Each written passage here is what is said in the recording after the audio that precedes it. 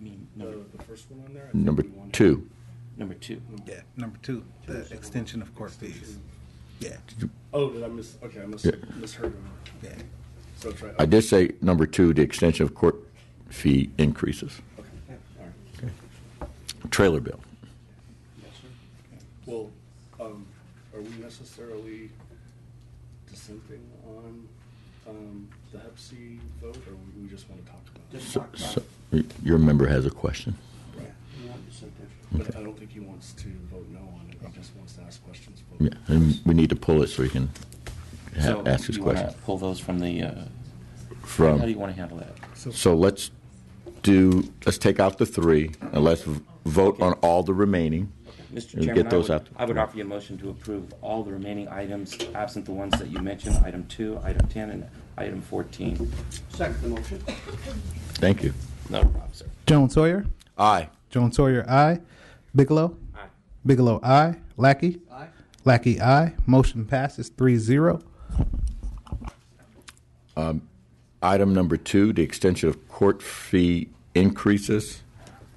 You guys want comments? You want comments or should we hold all 3 Let's for the just hold vote? all 3 for the Okay, time we're going to hold all 3 for the vote, and we'll go right into, and when we get more members more members here, so we can have the full committee here to vote, we'll deal with those 3 items. So we're going to move to items to be heard. Issue number 1 from the Office of Emergency Services, the comprehensive direct services for all victims of human trafficking.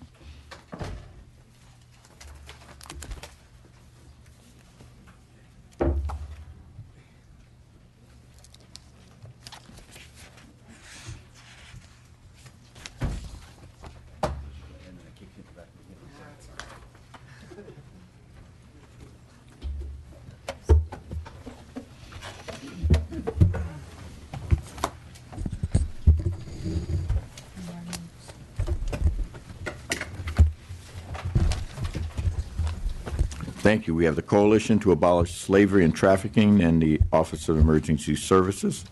Whenever you're ready to begin. I'll go first. Hello, my name is Stephanie Richard, and I'm the Policy and Legal Services Director at the Coalition to Abolish Slavery and Trafficking, otherwise known as CAST. CAST is the first and oldest service provider in the United States exclusively serving victims of modern slavery. I'm here today to speak about the urgent need for specialized money for comprehensive services for all forms of human trafficking, men, women, and children, sex, and labor. I've worked at CAST for 10 years in the trenches with our law enforcement partners as well as our social service providers from runaway and homeless youth, domestic violence, rape crisis, faith-based and ethnic-based programs. We've struggled to serve this highly vulnerable population. We've been stretched thin for years and years, and despite the increasing awareness of this crime, CAST remains one of the only specialized service providers in the whole United States. Human trafficking is perhaps the least identified and understood crime of violence perpetuated in our own backyards, here in California daily. Statistics show that California receives the most calls from victims in crisis and support needed from social service providers from the National Human Trafficking Hotline. Cities like San Diego, Los Angeles, San Francisco are known hotspots for this crime, but all parts of California are impacted, as our experience at CAST shows that human trafficking is identified where you're looking for it. It's across all types of industries, including elder care, forced begging, hospitals, schools, hotels, fields, commercial sex, and pornography. It also affects all age ranges. Our youngest client at CAST was 2 years old. Our oldest has been 72. And across race, age, and social economic status, some of our clients hold master's degrees and PhDs, some cannot read or write in their own language. CAST represents clients from 59 countries around the world, including the United States, who are an increasing number of the clients we represent. Examples of the horrific experiences these victims face from this year alone include a young woman who watched her sister be sold for commercial sex, and then as an example to others, being exploited, beheaded in the bathroom.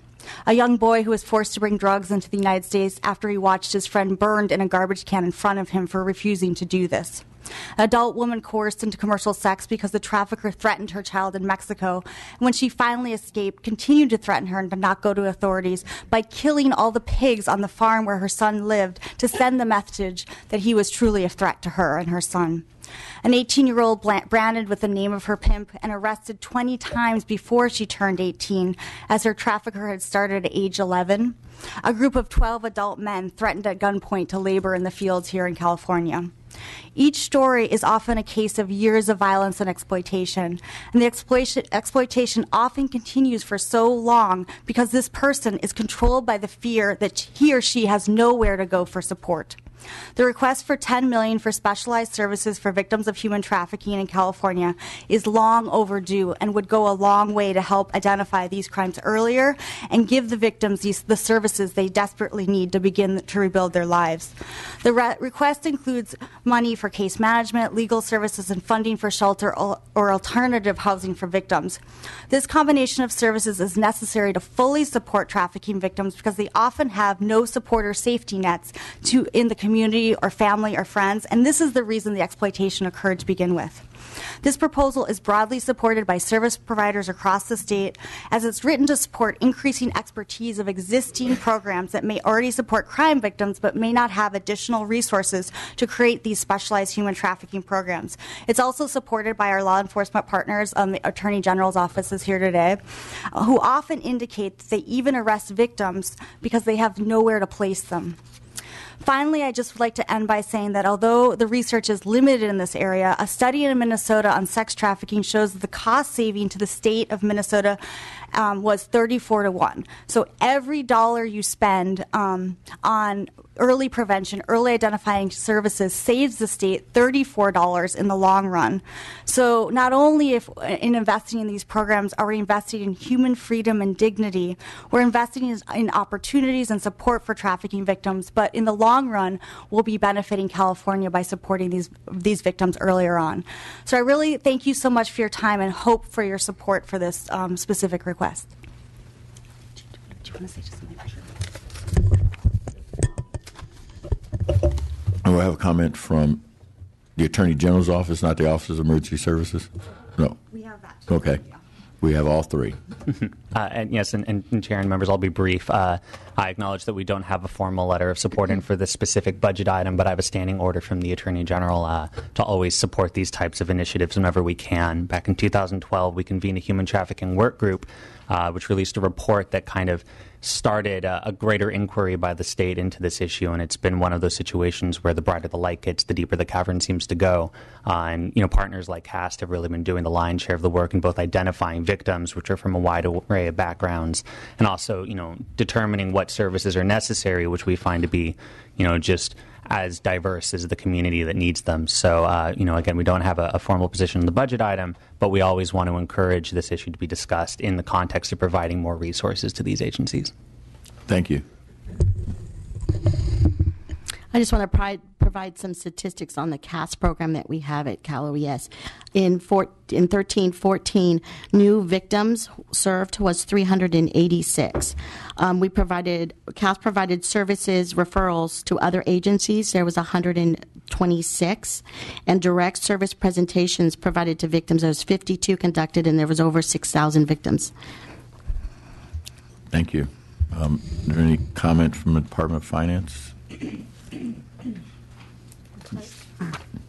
You don't have to comment. Okay. LAO's office? Okay. Is there any public comment? No? Are there any questions from any of the committee members? Yes, Mr. Campos. I don't really have a question. It's more of a comment or a statement.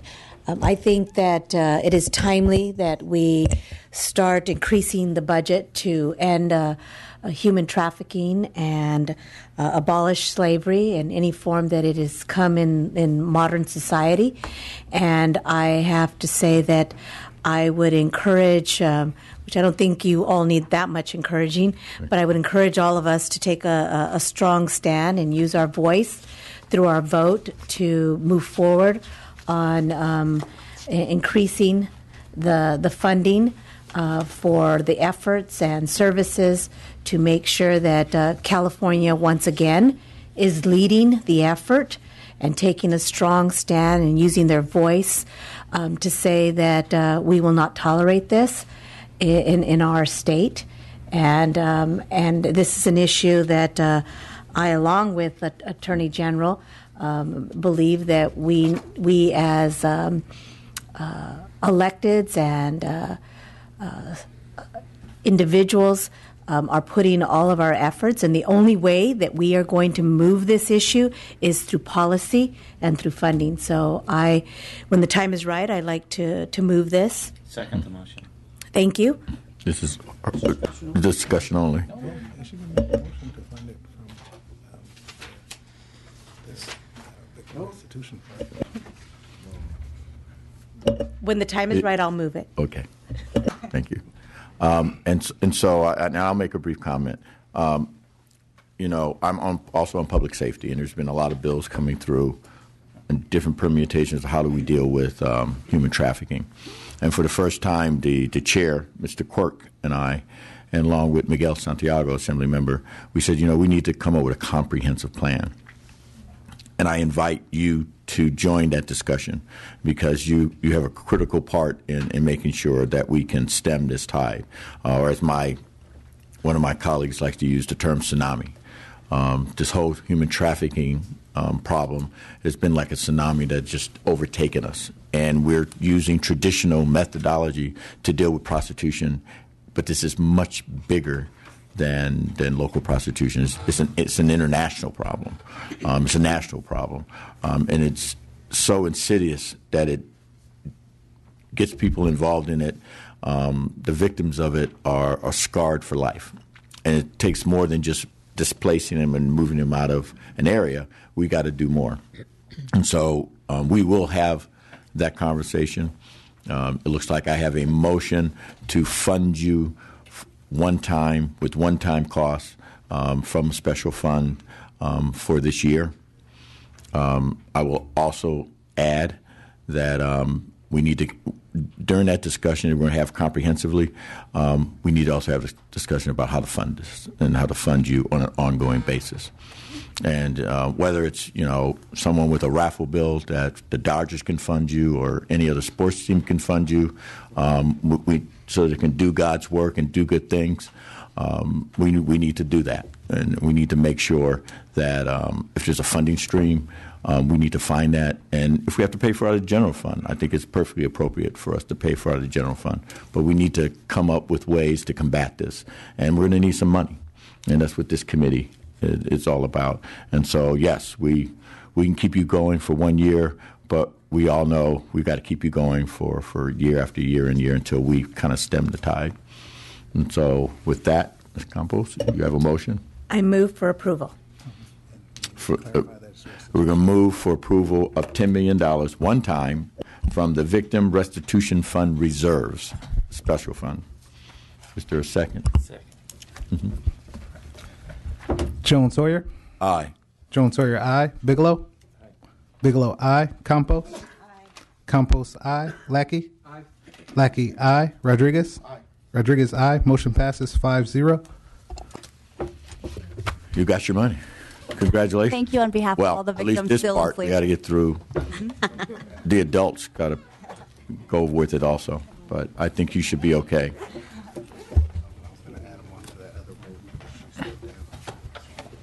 So we're going to go back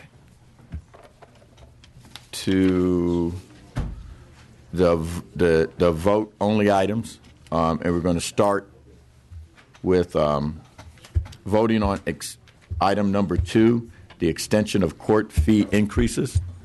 We'll go ahead and vote on that one, and then the other two, if there's any comment.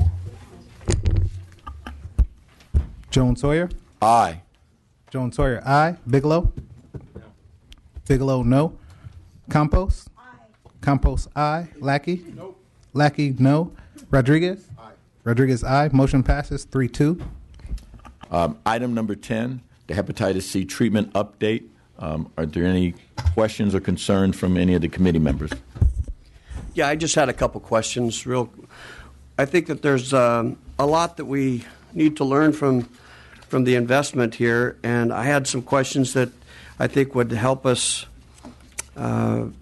make some important decisions as it comes to this treatment. Sovaldi and the other drugs are obviously providing some benefit. However, there are some things that I would like to know. Is there any expectation of how much more we're going to need to spend as this becomes more widespread? And when I say this treatment becomes more well-known, and how effective has it come? Have we cured some of the, because apparently this drug is supposed to cure Hep C. Do we have any numbers of indication of success? How many of inmates have actually been cured of Hep C? I think that would be helpful for us to know for other decision making that needs to be made in this building. And what was the qualifying piece that allowed them to receive the Sovaldi treatment? Did they have to be in advanced stages of Hep C or the early stages? I think that's another consideration that I'd like to have. And I don't expect to have the answer right now, but these are questions that I think deserve to be asked. And were there any liver transplants or any of that kind of intervention that had to take place? Or I just think that this hepatitis C is a huge problem, but we need to look at these questions as we move forward, so make sure that we're doing it in the proper path. Okay. Do you want to try to tackle it? Clint Kellum, Department of Finance. So as it relates to the ongoing and what will be needed, I think that's a lot of the unknowns. The statewide work group that kind of met as all the agencies affected by these new high-cost medications, it's a pretty dynamic environment. The cost started out near $95,000 per treatment. Now the manufacturer is saying they may be offering discounts as low as 46% this year because they have new competition introduced into the market. And I think that's going to continue into the future. So it's really unknown. We're going to continue to monitor, watch, and see what those trends are and try to adjust the budget accordingly.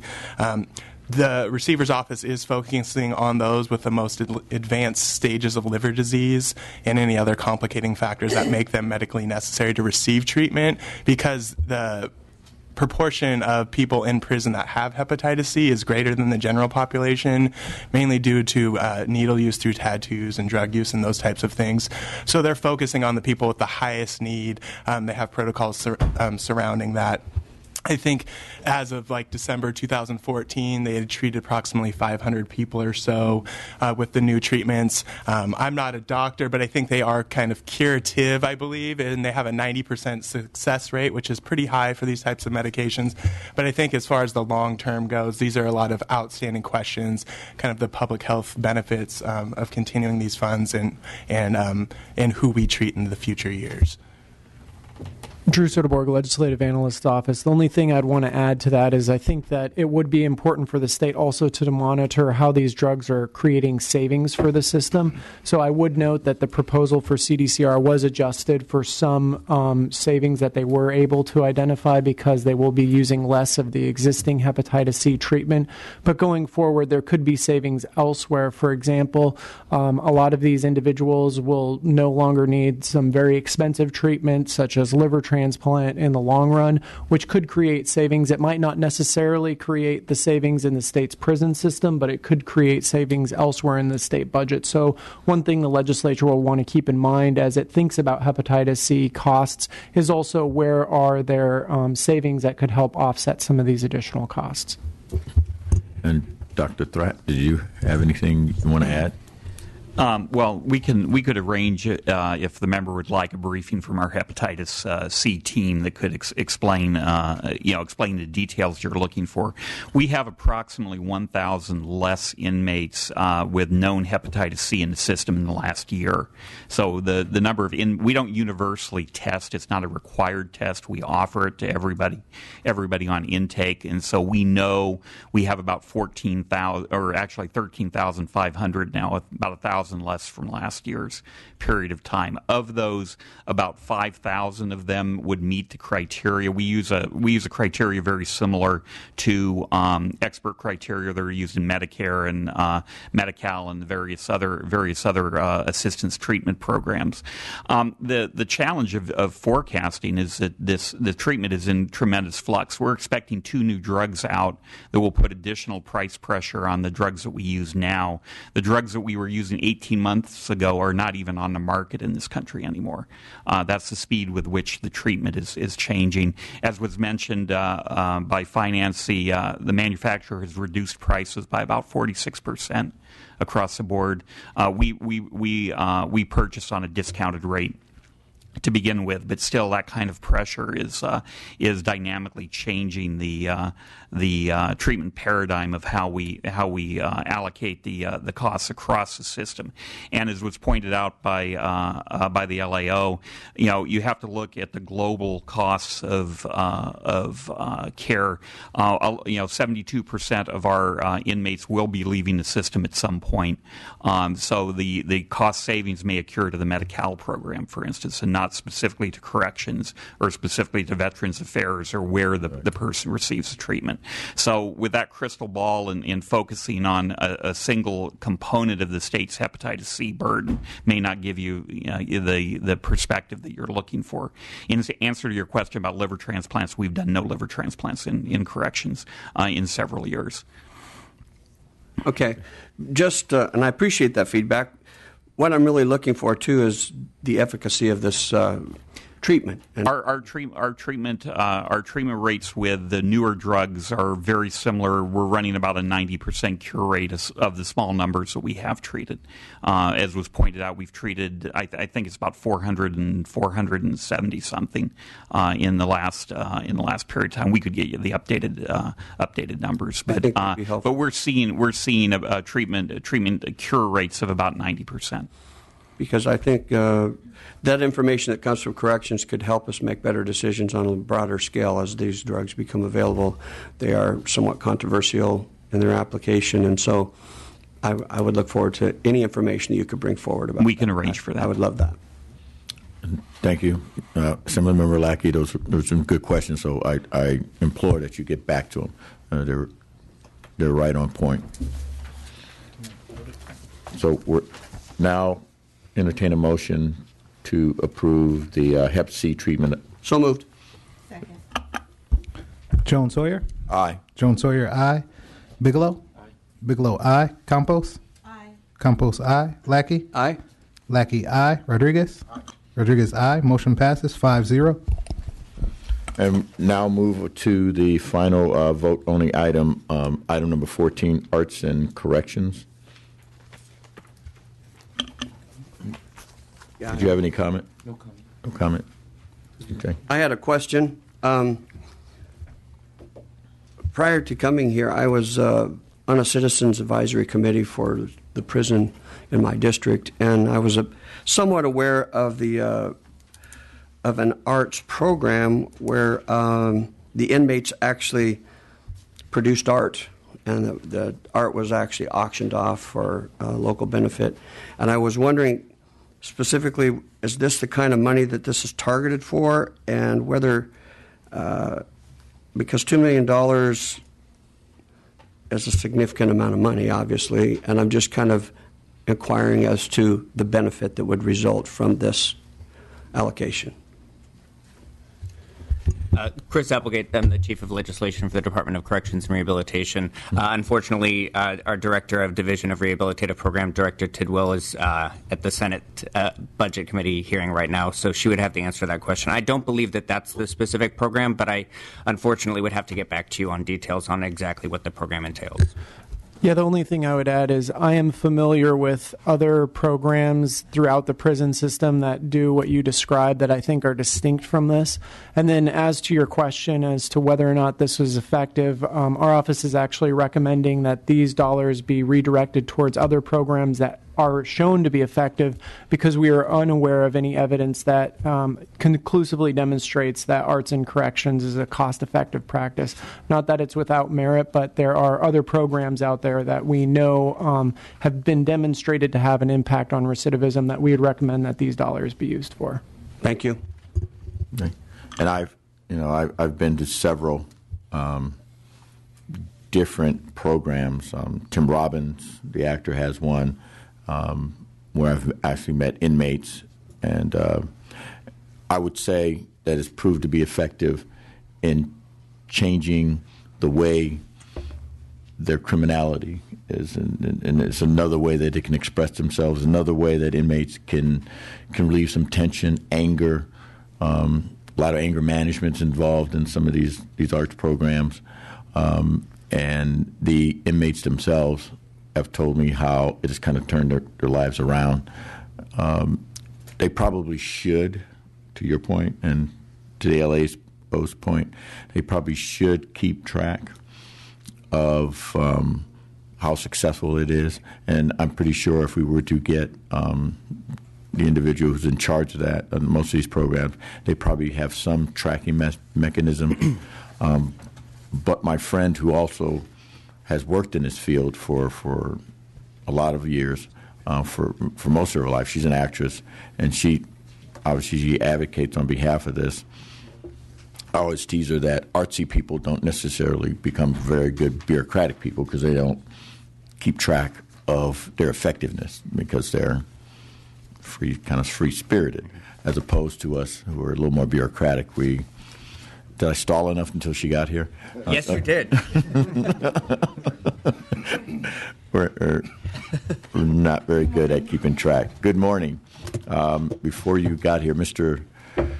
Lackey had a question about the effectiveness of the arts programs, and are we keeping track? Could there be better utilization of the $2 million as opposed to that? And I believe the LAO has also had some concerns, and so I was just now mentioning that I have been to where Tim Robbins has done some programs. I've been to some other arts programs where I thought it was very effective, and I don't know if you track it. And so that's kind of where we are right now before we take a vote on this.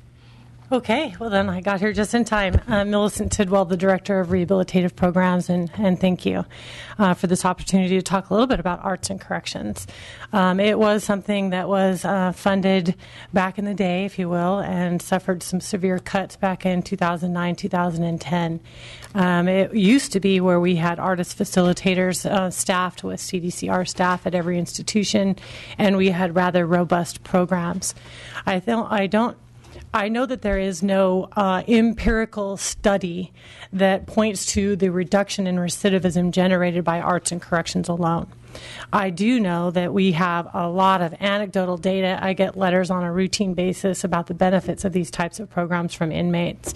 Be happy to share some of those comments with the committee if they so choose.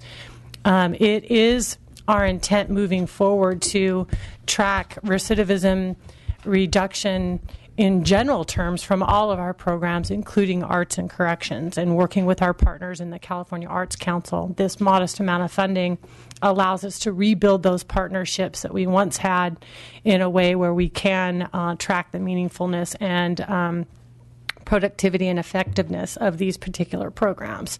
The initial funding has allowed us to broaden our scope and have a bunch of different programs. As you mentioned, just one. There are 14 different types of art programs that are currently going on throughout the institutions, and we look forward to being able to continue to broaden those and to be able to get some more data around the effectiveness of those programs in the future, and this will allow us to continue to do that.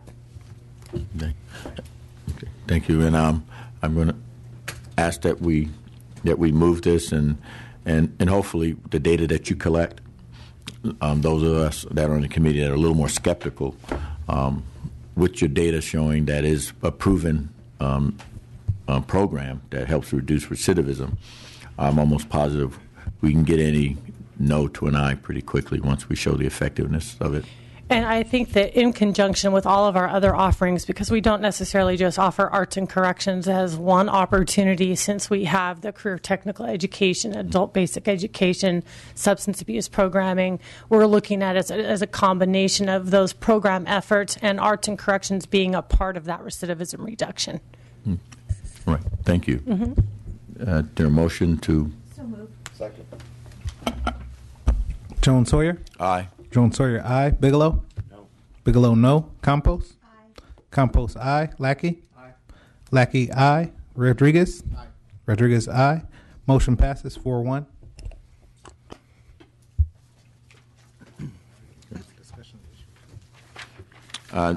Discussion issue number 2, adult juvenile population premise binder update. Yes.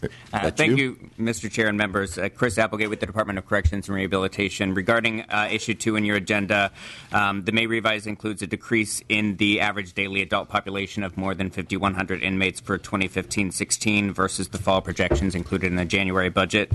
This includes reducing nearly 4,000 out-of-state beds by June 2016, resulting in budget year savings in excess of $73 million. This reduction is primarily the result of population reduction measures such as Proposition 47, the new parole determination processes, and enhanced credits for certain qualifying inmates. This would also include an offsetting increase of more than 4,100 parolees in the spring projections, largely tied to these reduction measures. Our budget year DJJ ward adult average daily population is projected to decrease by 32 as well to 677 in the budget year. I'm happy to answer any questions. I also have with me our General Counsel, Ben Rice, to answer any additional questions the department or the committee may have on this. Okay. Did you want to make a statement? No, I'll take any questions. Okay. Thank you. Officer of Finance? This is a good thing, though, right? Oh, okay. LAO?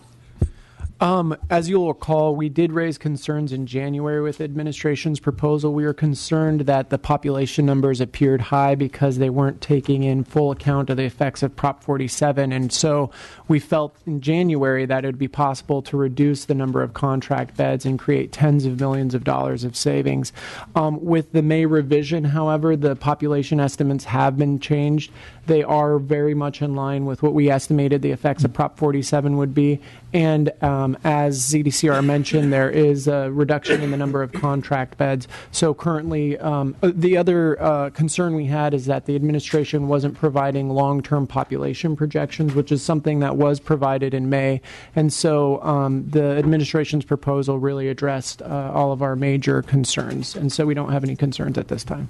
Yeah, thank you. Ask them what the new buffer is for out-of-state beds. What is the new buffer for out-of-state beds? That's the question.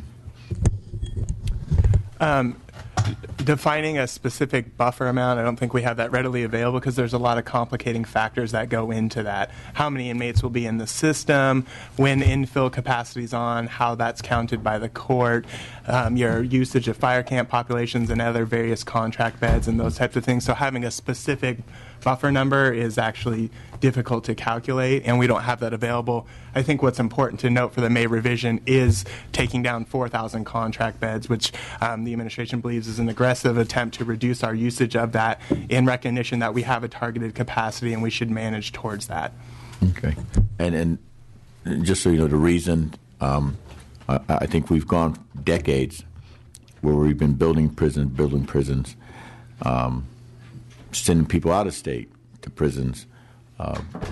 I think for the first time we can begin a discussion on eliminating prisons, but most important, bringing people who are out of state as far as Oklahoma and Mississippi and Texas that are our prisoners back to California, and to do it in a comprehensive way. That's why we're asking for long range, so that this legislation, this body, can plan for that. And the same with the LAO. How can we take those savings and then plow them back into more recidivism programs so that number can keep going down. Obviously, there will be people who we're going to still need prisons for, but do we really need as many as we have right now? And if we can kind of gauge what that number is so we can start drawing down in a responsible way? Because, obviously the last thing we want to do is eliminate a prison when we really need one, or eliminate some of the contract beds outside the state when we may need them in the next 5 years, or we may need to keep that number constant, or have that buffer.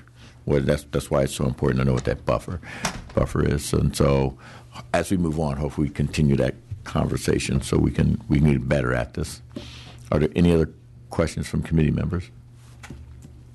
All right, then thank you for your update.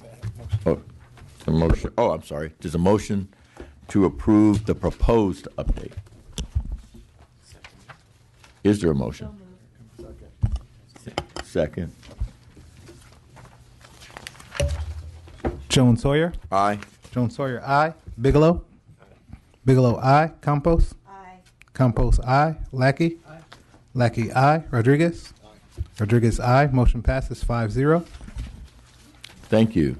And then issue number 3, the receivership transition plan update. Good morning again, Chair and members. Chris Applegate with the Department of Corrections and Rehabilitation. The May revision does include a couple of requests related specifically to the receiver's transition. We're joined again by Dr. Tharrett with the receiver's office, and I will let him go into detail on those requests. Good morning, Chair members. Steve Tharrett with the Receiver's Office. I'm the Director of healthcare operations. The receiver sends his regrets. He's out ill this morning, and asked me to address the proposal. It's a combination of a couple of locations in regards to basically going through the proposals laid out by the court in actually moving to transition the healthcare back to the state. It involves the Office of Inspector General basically triggering the process with their round 4 of inspections at the institutions. Once that occurs, and we have a report from them, they basically assess the healthcare as proficient, adequate, or inadequate. That information is then collated, and the receiver takes a large volume of information. It includes the report as well as internal metrics off our dashboard, our outcome measures, state of the construction, the facilities, all of those things into a delegation decision. He's required by the court order to meet with the parties in the case as well as the court-appointed experts to hear their input, and then he makes a decision as to whether an institution is suitable for delegation back to the Secretary of Corrections. So we're in the process now. The Office of the Inspector General has issued a final report on Folsom Prison, a draft report on the correctional treatment facility, and have completed field work at 2 other institutions. We're waiting for their draft reports. They're anticipating now of 12 institutions to be visited through this year. They do have a proposal looking at increasing their capacity to their throughput. They're not speaking for them in detail, but their goal is to get on a yearly cycle with the 35 institutions. Office of Finance, LAO. We didn't have any concerns with the receiver's proposals in the May revision. Okay. Is there, I forgot last night. Is there any public comment? Any public comment on the last things we talked about? Okay. And any comment from any of the members? Just move the item. Second. I had moved in second. I had a question. Would you? Yeah. Like to ask it? Yeah, I'm pleased. Thank you, Mr. Bigelow. Thank you, Mr. Bigelow, for allowing me to ask a question. Don't ask it. Don't mess it up. The Correctional Rehabilitation Center at Norco. Yes. There's been a lot of discussion about it. It's a rehabilitation center, and I've heard good things about the program itself. Actually, I heard great things about the rehabilitation program. However, the facility itself is not in good shape, maybe about 1.5 or 6 billion to get it up to where it's habitable. I'm going to use that word, habitable. Or we could close it and probably save about $165 million a year. In the context of the receiver, I I would think they would want us to address this before we would be able to get them to go, or to have a plan. Is it that I know you're not the receiver, but no, the receiver and I have discussed this fairly extensively. The receiver believes that if the California Rehabilitation Center remains open, it will require renovation, not just in healthcare, but it would involve renovation throughout the facility. Mm-hmm. The Rehabilitation Center was not part of the healthcare facility improvement program, so there were no healthcare renovations made at that facility because previously it was thought that the facility would close. So the receiver believes that if it remains open, there will be renovation, healthcare facility improvements that will be needed at that facility. As you recall, the receiver has delegated construction back to corrections, right. So we would work closely with the corrections office to identify, along with the renovations that they would require, the renovations that would be required for healthcare. The plan for the facility will be an important part of the receiver's decision as it relates to delegation of that facility specifically back to the state. Okay. And maybe this is early. Does CDCR have I don't want to put you on the spot, but I guess I am. Well, the administration is aware of the decaying infrastructure of the California Rehabilitation Center. It's been noted in the blueprint, the SB 105 report, and most recently in our May revision narrative that addressing that problem is important. There's many complex issues going on with the department that you're all well aware of, and in that long-term plan that we discussed in the previous item that will be presented to the legislature for the development of the 16-17 budget, we plan to have a plan on the best solution to address CRC and fully understand that the receiver's office has that would be a major concern before transitioning the facility back to us. The May revision focuses on the reduced reliance on out-of-state contract beds, which is also an issue, and as you can understand, there's many competing priorities here. So it's duly noted that it's an issue, and we plan to address that in the near future. I have nothing to add to that. I know, he bailed you out. You did.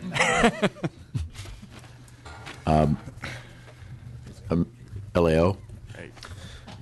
We don't have anything to add. Okay. Members, you have any questions? Or we already asked that. Okay.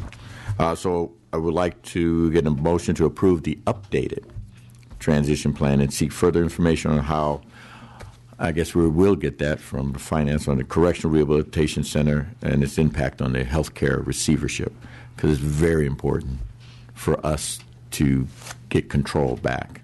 And will you be in charge of all of this after this? No, that'll be Dr. Diana Taché is the Undersecretary of Health. Okay. Yes, I want your motion again. Because you didn't mess it up. No, I didn't mess it up. So it's moved to approve. Joan Sawyer? Aye. Joan Sawyer, aye. Bigelow? Aye. Bigelow, aye. Campos? Aye. Campos, aye. Lackey? Aye.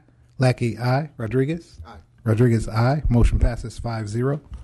Thank you. Do we have any other votes that we need to? Thank you, gentlemen and ladies. All issues except Rolls now open. all issues on the vote on the calendar except 2, 10, and 14. So the vote is all issues on the vote only calendar except issues 2, 10, and 14, which we've already voted on. Campos, aye. Rodriguez, aye. Motion passes 5-0. That's it? Hey, wait a minute, don't change. Don't close it.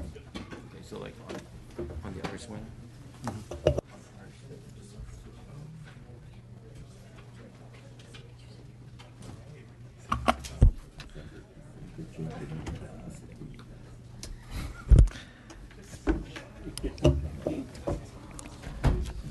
On issue, vote only issue number 14, there's a vote change. Bigelow from no to aye. Bigelow, no to aye. Motion passes 5-0. Thank you very much, everyone. We stand adjourned.